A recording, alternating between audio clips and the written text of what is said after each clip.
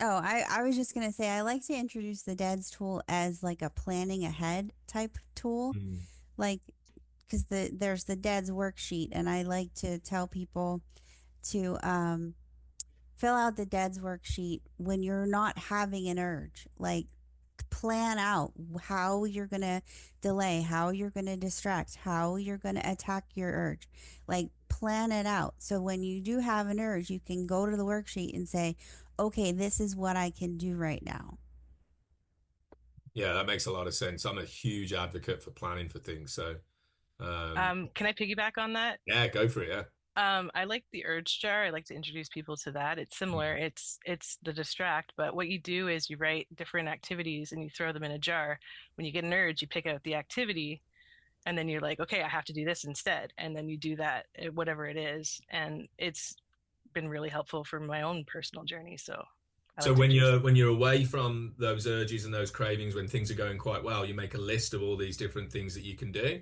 Put them on Hmm. a piece of paper, put them up in a ball or whatever, like fold them up, put them in a jar, and then whenever you experience that urge, you go to the jar, open it up, pull one of them out, and then you go and do it.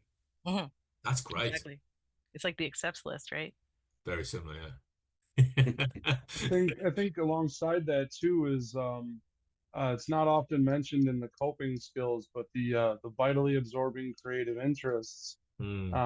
When I'm looking for a distraction or if I'm looking for a way to escape that discomfort, um, I find that my vitally absorbing creative interests are a great way for me to do that.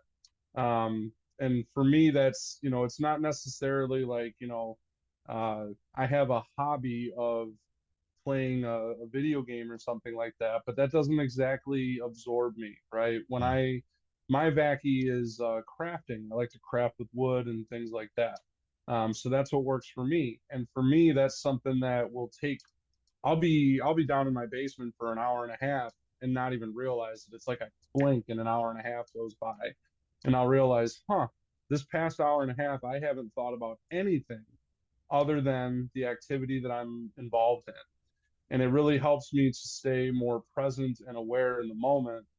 And afterwards, I can then look back and go, okay, this was a great experience for me. Um, and I think the DEADS tool allows people to kind of brainstorm and come up with these ideas that lead to these other things, such as the urge jar, the vackies, different activities that may be available to distract or allow you to escape from a situation. So that's why I agree with what Jody said that the DEADS tool is a planning tool, and it's very useful in that way. Think you make a really important point there as well, though, Thomas, in the difference between like everybody needs to in the beginning distract and avoid to some degree when we're dealing with these urges. Um, and at the same time, there's a big difference between an effective and an ineffective distract and avoid, like one that's healthy and one that's maybe keeping you trapped in that addictive mindset, like recognizing the difference between, like you say, video games or crafting. For me on that list would be I love playing guitar. So, I would just pick up the guitar and play, and like you say, I can lose myself in that for a really long time. And if there is some kind of urge or craving that's taking me away from living the life I want to live, it's past by that time, right? So you make a really good point there.